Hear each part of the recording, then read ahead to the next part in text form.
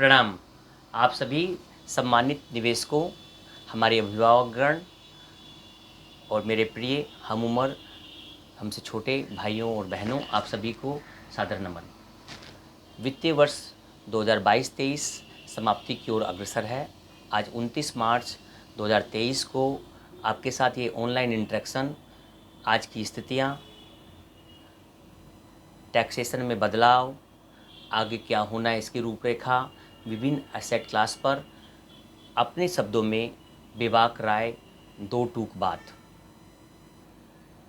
बीते साल extreme interest रेटों में एक्सट्रीम लो और फिर एक्सट्रीम हाई देखने को मिला। एक्सट्रीम लो इंटरेस्ट रेटें लिक्विडिटी बढ़ाने के उद्देश्य से एक्सट्रीम नीचे तक 0% से 1% तक यूएस और यूरोपियन देशों में आई, ताकि हर हाथ में पैसा, सस्ता पैसा, आराम से पैसा, इजी पैसा जा सके और कोविड जैसी महामारी के कारण उपजी बेरोजगारी, अनियमितता से लड़ा जा सके। नतीजा एक और काम, सेंट्रल बैंक्स ने अंधाधुंध करेंसी छापने का काम किया, ताकि इस कोविड के कारण उपजी जो स्थितियां हैं, जो 100 सालों तक अनप्रडिक्टेबल स्थितियां थी, जो किसी ने सोचा नहीं था, वैसा कुछ हो गया। तो उनसे लड़ने का एकमात्र जरिया जो समझ में आया वो होगा कि नोट छापो और नोट पहुंचाओ लोगों तक। लेकिन उस नोट छापने और नोट पहुंचाने के क्रम में हुआ क्या कि हर आदमी के हाथ में सरप्लस पैसा 100 रुपये की जगह पर 200 रुपया, 500 रुपया पहुँचने लग गया। और 200 रुपये 500 रुपया जो हाथ में आया, वो 200 रुपये 500 रुपया मार्केट में फ्लोट करने लग गया वस्तुओं और सेवाओं के उपभोग के रूप में, जिसके कारण इन्फ्लेशन की स्थितियाँ आई। और इन्फ्लेशन इतना भयावह हो गया कि 40 सालों का रिकॉर्ड टूट गया। मैंने 40 सालों का रिकॉर्ड टूट गया महंगाई का अमेरिका में।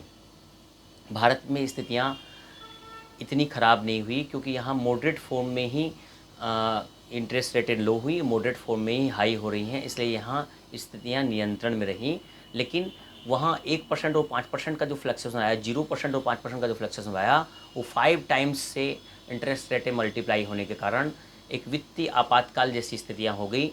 और इन्हीं स्थितियों के कारण आपका सिग्नेचर वैली बैंक, नहीं, सिलिकॉन वैली बैंक और सिग्नेचर बैंक जैसे बड़े बैंक डिफ़ॉल्ट हो गए। अब आगे क्या? सबसे इम्पोर्टेंट आज की बातचीत का मुद्दा टैक्सेशन। वित्त मंत्री ने अगले साल से जो 2 महत्वपूर्ण बदलाव किए हैं, वो एक इंश्योरेंस पॉलिसीज़ को लेकर के।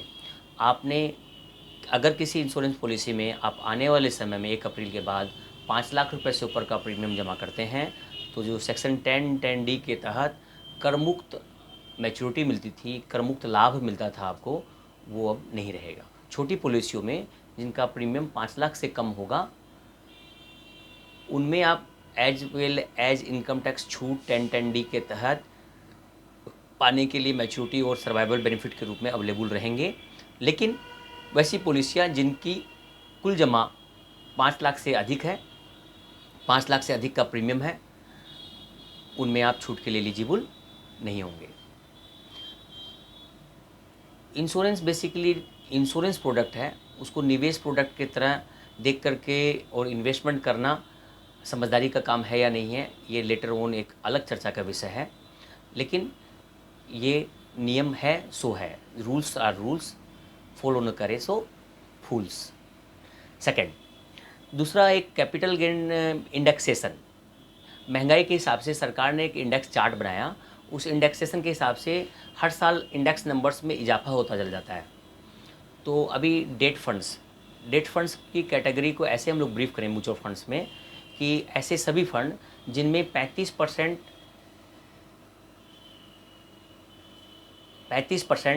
से ज़्यादा इंडियन इक्विटी के अलावा दूसरे फंड्स हैं।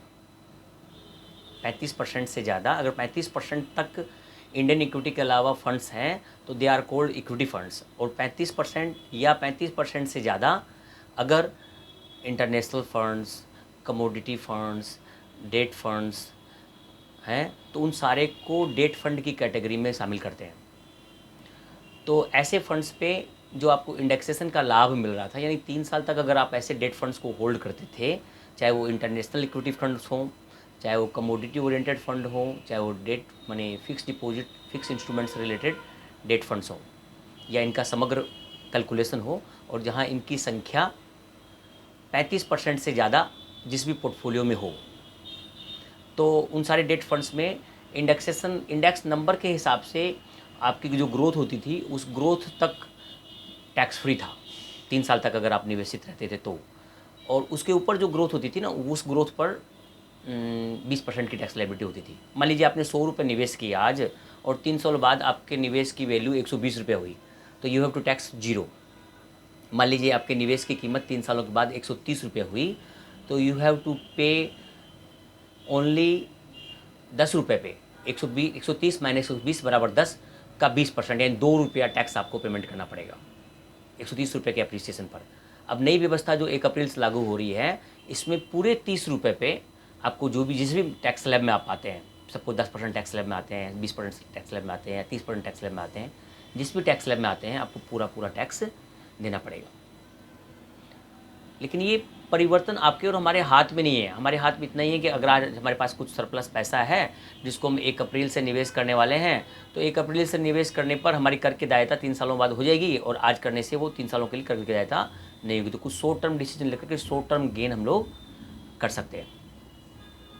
ये साल 2023 का साल जो है, कैलेंडर ईयर बोल दीजिए, 23-24 फाइनेंशियल ईयर बोल दीजिए, ये साल फिक्स इनकम का साल रहेगा। कैसे? क्योंकि इस साल में क्या है ना कि इंटरेस्ट रेटें अब लगता है कि एक्सट्रीमली हाई पर हैं, और यहाँ से नॉमिनल हाई और हो सकती है, इस बात की संभावना से इनकार नहीं कर सकते, पर ये एक एक्सट्रीम सिचुएशन सी बन गई है विश्वव्यापी। तो यहाँ से इंटरेस्ट रेटें लगता है कि नीचे की तरफ आएंगी। अगर इंटरेस्ट रेटें नीचे की तरफ आती हैं तो बॉन्ड के यील्ड में प्रीमियम आएगा, और आपके अभी के हायर इंटरेस्ट रेट तो मिलेंगे ही मिलेंगे। अब भविष्य में जो इंटरेस्ट रेट घटने वाली हैं उनका प्रीमियम भी आज के बॉन्ड में यील्ड में जुड़ जाएगा। तो हमारा निवेदन है कि इस साल हम लोग शॉर्ट टर्म का जो पैसा है 1 साल प्लस का, 2 साल प्लस का, वो इस तरह के फंड में इन्वेस्टमेंट करें। इंटरनेशनल इक्विटी मार्केट चूँकि अपने पिक से 30% 40% तक माइनस है, तो ऐसे कुछ फंड्स जो ग्लोबली विश्व की सारी अर्थव्यवस्थाओं में अपना पैसा निवेश करते हैं, वहाँ पर अगर हम लोग निवेश करें तो एक चीपर मार्केट का लाभ के अलावा इंडेक्सेशन का लाभ भी 3 सालों के निवेश पर मिल सकता है। अतः अभी टेम्प्रोरी कुछ निर्णय लीजिए 3 सालों के लिए शीघ्र डेट फंड्स में निवेश करने का, और विशेष फिर दोबारा आप सभी को आने वाला साल, बीतता हुआ साल शुभ रहे। किसी भी तरह की कोई भी क्यूरी के लिए बेबाकी से आप मुझे मेरे नंबर पर कॉल कीजिए। Thank you very much.